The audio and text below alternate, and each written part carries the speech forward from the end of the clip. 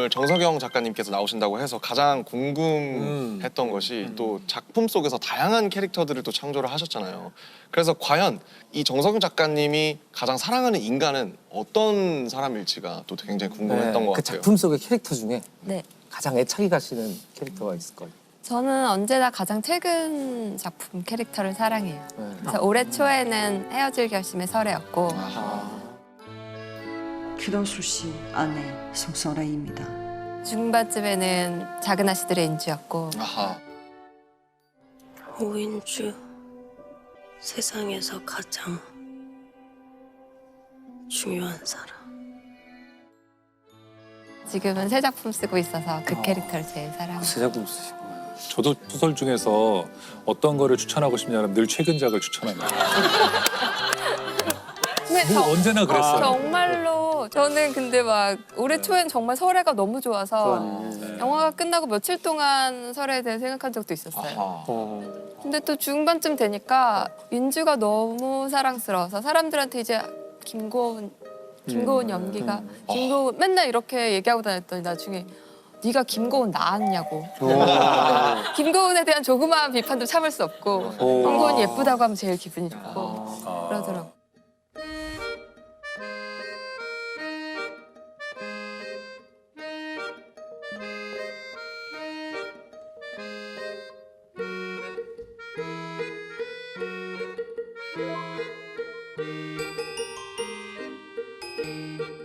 당연히 다 선생님들 저 가장 최근작이신 그 작은 아씨들은 보셨겠죠?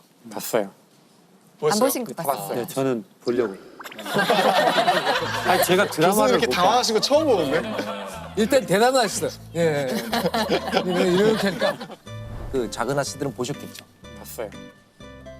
안 보였어요? 보신 거 봤어요. 네, 저는 보려고. 그러니까 이게 우선 그러면 작은 아씨들이 대략적으로 어떤 드라마인지를 먼저 말씀을 드리고 가는 게 좋을 것 같은데 스포가 있을 수 있으니 조심하세요. 이제 우선 생각하시는 고전의 작은 아씨들이 참 세 자매가 나오는데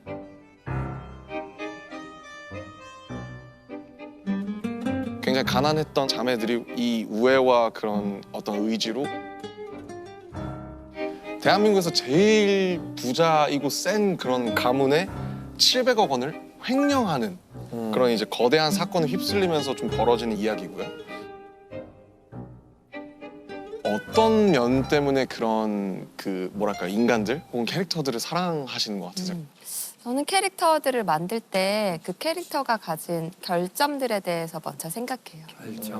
우리가 사람을 사랑할 때 어떤 장점 때문에 사랑하는 것 같지 않거든요. 어떤 캐릭터가 가진 결점을 우리가 받아들일 수 있을 때 결점을 정말 싫어하는 사람을 사랑하기는 힘든 것 같아요. 그렇죠. 그래서 주인공을 생각하면 이 주인공이 가진 가장 중요한 결점이 무엇인가, 그리고 이 결점들이 이야기와 어떻게 결합될 것인가.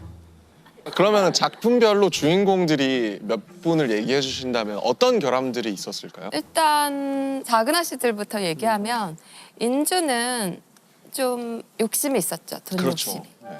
그래서 인주가 20억을 보고 이 돈을 욕심내잖아요. 만약에 인주가 욕심이 없었으면 이야기는 1부에서 끝나는 거죠. 주인 없는 검은 돈 가지는 것도 도둑질이야? 그걸 말이라고 해? 그리고 또 인경이는 좀 무모한 편이에요.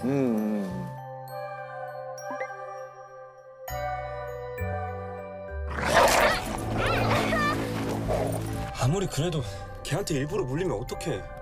안 그러면 우린 그 집에 들어가 보지도 못했어. 이내는 자기만 알아요. 그래서 난 이 집에서 언니들처럼 사는 것보다 효린이 내서 한여로 살고 싶어. 뭐? 사실 결점이 없는 캐릭터가 등장하는 드라마들도 있죠. 아주 힘 있는 변호사.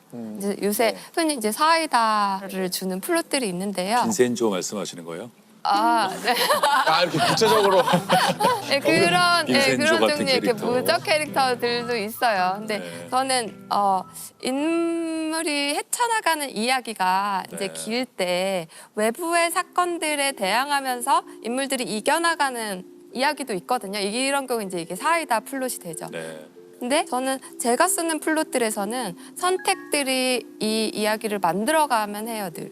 그런데 이 선택들은 자기가 가진 결함에서 나온다고 생각하거든요. 그래서 이 사건, 외부의 사건과 이 사람의 결함이 결합할 때 이야기가 비극적이 되거나 아니면 또 이야기가 더 커져나갈 수 있는 사건이 되는 거죠. 그래서 캐릭터가 가진 결함이 이야기에선 좀 필연적인 것 같다는 생각을 저도 해요. 결함이 중요하다고 생각하는 게 사실 그 파인만이 파인만 아니, 좋아요 저. 아까 저희가 그 파인만 이야기할 때에도 똑똑하고 훌륭한 물리학자는 정말 세고 많거든요. 근데 유난히 파인만이 꽂히는 이유도 이 사람이 가진 어떤 의미에서는 결점이죠. 물론 본인은 결점이라고 생각하지 않을 수도 있지만 우리의 통상적인 상식으로 봤을 때에는 많은 결점들이 있거든요.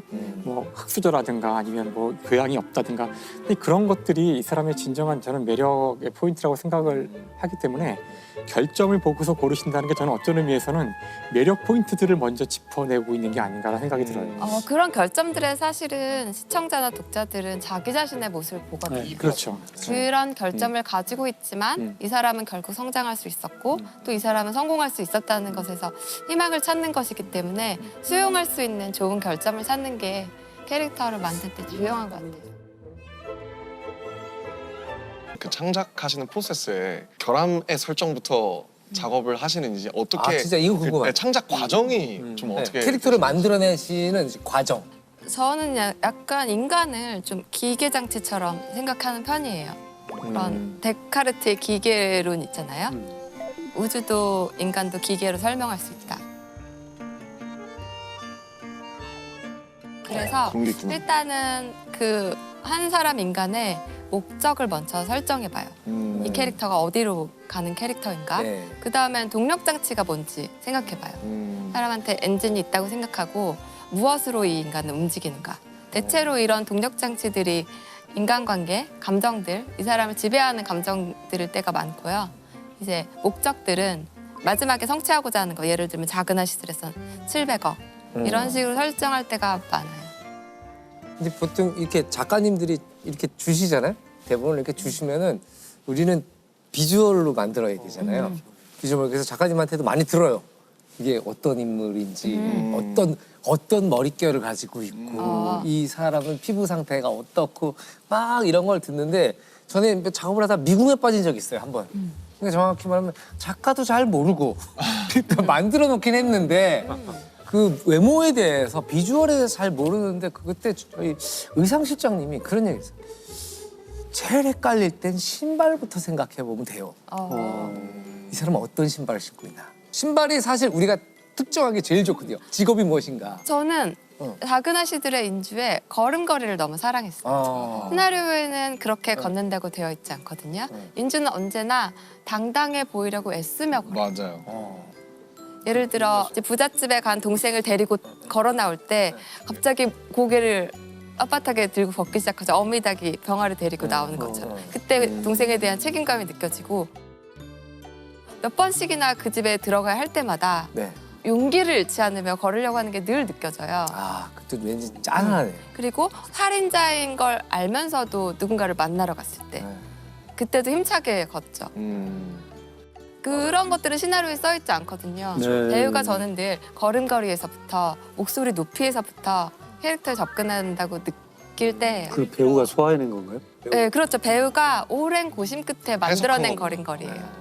근데 그게 항상 뭐랄까 시나리오 작가를 하시면 본인이 상상해놓은 무언가가 있지 않으세요? 제가 작가면 그런 상상했을 때 뭔가가 맞지 않는다고 느껴지면 좀 힘들 것 같다는 생각이 들거든요. 아니에요. 저는 인경이도 사실 제가 생각한 인경이와 좀 달랐어요. 저는 인경이가 좀 차갑고 건조한 캐릭터일 거라고 생각했는데 막상 본 드라마에서 너무 열정적이고 방차고. 아주 패기 넘치는 캐릭터였어요. 뭔가 자기 일에 대해서 뜨거운 사랑을 가지고 있는 캐릭터. 저희가 너무 그게 예상 밖이어서 괜찮나? 이 길로 가는 게 맞나? 그렇게 생각했는데 인경이는 점점 차가워지는 캐릭터더라고요. 아. 마지막에 그게 더 뜨거워지는 게 아니라 자기가 진실에 다가가면 다가갈수록 단단해지는 캐릭터였어요. 저는 그게 배우와 감독님이 만들어낸 캐릭터 해석이라고 생각했는데 그게 실제로 연기하고 실제로 다른 사람과 자기 캐릭터로서 대화를 할 때 그런 것들을 알아차리는 힘이 생기는 것 같아요. 그리고 어느 순간에 이 최초 창작자인 작가님의 손을 떠나는 순간에 이게 이제 생물이 되잖아요. 그리고 얘가 끊임없이 진화하고 그리고 심지어 그걸 현장에서 연출하는 감독도 그렇고 배우도 이 생물이 어떻게 진화할지 몰라요. 왜냐면 그 생물은 전파를 타고 사람들의 마음속에서 벌써 살아서 막 움직이고 다양하게 변종이 되기도 하고 막 그렇거든요. 그러면은 그 사실은 되게 결점이 많은 그 캐릭터들을 만들어 오셨는데 걔 중에 대중의 사랑을 유독 좀 가장 많이 받은 캐릭터가 있을까요? 저는 헤어질 결심의 설애인 것 같아요. 역시 그런 것 같아요.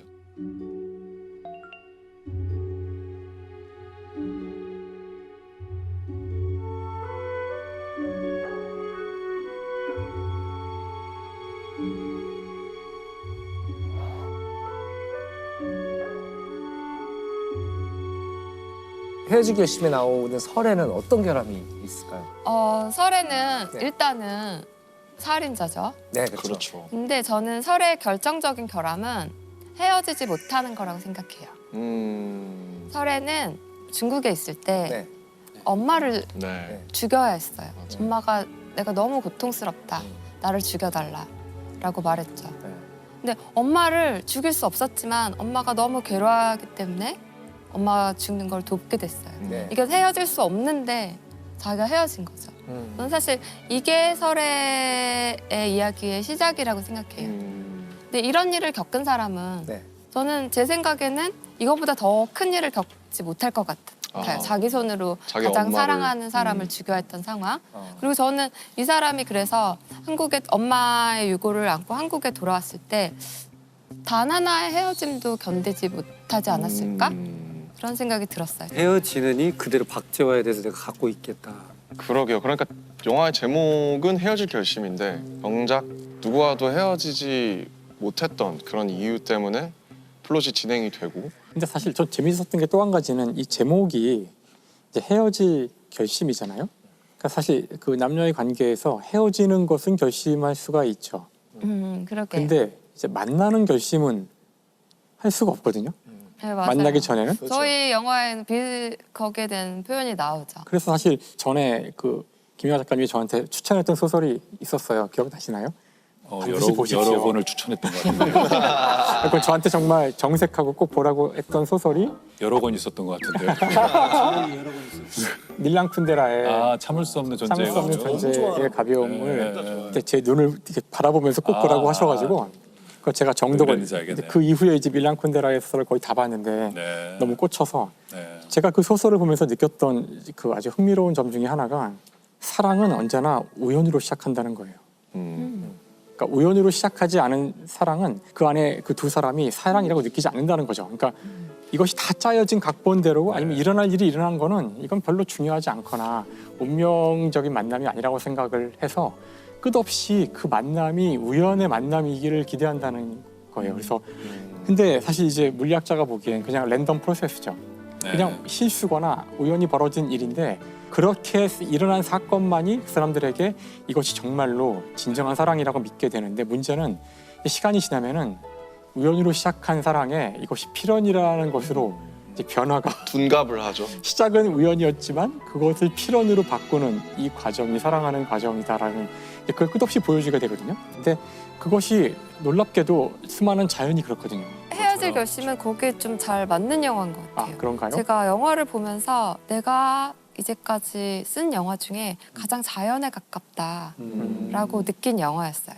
내가 의도해서 쓴 대사 이런 것들을 비껴나가는 연기들이 너무나 많고 아하. 그 장소가 주는 느낌들 그것 때문에 신이 바뀌는 경우가 많고 마치 제가 결말을 모르는 사람 같았어요. 결말을 모르고 충격을 받은 사람 같았어요. 던져놓은 걸 시작으로 해서 진화가 돼간 거군요 스스로. 네, 자기 그래서, 조직화되는. 네, 맞아요. 그래서 저도 그런데 관객들도 역시 이 영화가 가지고 있는 자연의 힘 같은 거대한 힘을 느끼겠구나. 그렇게 생각했었어요. 사실 저는 이제 이 영화가 저한테 결론이 없고 강요하는 게 없는 것 같아서 너무 좋았어요. 뭔가 이 영화가 담고 있는 메타포들이 저한테 너무 와닿고 그런 것들이 너무 좋았고 뭔가 강요하는 게 없이 제가 생각할 수 있는 여백, 그러니까 제가 저를 투영해 볼 수 있는 지점들이 너무 많았어요. 내가 혜준이라면 어땠을까? 내가 설애라면 어땠을까? 그런 것들이 계속 하는데 근데 결론적으로는 뭔가 저 나름의 결론을 제가 만들면 되는 느낌. 네. 제가 남중근을 처음 이렇게 본 이후로 이렇게 폭주하는 경우를 내가 뭐 거침이 없고 막 폭풍처럼 보이시더라고요. 정성현 작가님 지금 이제 아까 뭐 말씀 중에 그런 얘기 들었잖아요. 이렇게 뭐 지금 쓰고 있는 캐릭터는 제일 사랑한다. 네. 근데 지금 그 아까 새로운 작품을 하신다고 잠깐 들었거든요. 시작하셨다고. 그 안에 캐릭터는 결함이 무언가요? 그 안에 캐릭터는 자기 자신을 잊고 있는 점일 것 같아요. 저 첩보 멜로물을 쓰고 있거든요. 첩보 멜로물. 첩보라는 것은 자기 정체성을 잘 숨기는 사람들인 거죠. 그래서 결국은 이제 자기가 누군지 모르는 사람이 자기 자신을 찾는 이야기. 그게 본 아이덴티티 아니에요? 아니 첩보물의 정석. 알겠어요. 정석. 근데 이제 저희 스파이의 특징이라면 나이가 이제 40대 중반이에요. 저는 이제 40대 중반이라는 나이의 캐릭터를 이제 처음 다뤄보게 됐는데 네. 그 나이의 특징 중에 하나가 이제까지 삶을 되돌아보면서 이제 다시 삶을 세우는 나이라고 생각하거든요. 근데 이 다시 세우는 삶은 이전까지 살아온 삶에서 잃어버렸던 자아를 다시 찾는 과정이라는 생각이 좀 들었어요. 제가 오늘 그 작가님하고 이렇게 얘기를 제대로 나눠본 것은 처음인데 작가님은 오늘 쭉 방송을 하고 뭐 중간중간에도 얘기를 좀 나눠보니까 그런 생각이 들었어요. 아 진짜 이분이 그런 캐릭터를 만든 게 맞구나. 그러니까 뭔가 그죠? 뭔가 정형화돼 있지 않고 뭔가 어딘가 모르게 삐딱한. 그죠. 그런 얘기는 네, 안 맞아요. 들어보셨어요? 좀 삐뚤어져 있죠. 거기서 그냥 끝내실 거예요. 여기서 대화가 그냥 끝나면 너무 이상할 것 같은데. 어떠셨어요 오늘 정성현 작가님 얘기? 정성 작가님 뵌 것도 영광이지만 오늘도 뭐 이렇게 난 너무 행복한 것 같아요. 이런 대화를 이런 속에서 이렇게 배워가고 느끼는다는 게 전 너무 행복해요. 저는 우선 성덕이 돼서 너무 좋았고요. 아 그러네요. 제가 열심히 가수 생활을 하다 보니까 이렇게 정성용 작가님도 보고 참 행복하게 살고 있구나 그런 생각이 들었고 저는 정성현 작가님 보면서 알게 모르게 좀 자극이 많이 된 순간이었던 거나 막 밀도 있게 생각하고 이렇게 사람들에 대해 인간에 대해서 탐구하는 아까 뭐 김영하 선생님도 봤지만 내가 그동안 너무 장르적인 데만 몰두하고 있지 않았나? 뭐 이런 생각이 좀 드는 시간이었고 이 정도 작가님이라면 기분이와 어깨를 나란히 할 수도 있겠다. 저희 남편 이제 기대해봐도 되는 거예요. 충분히 제2의 장항준이 되실 수 있는.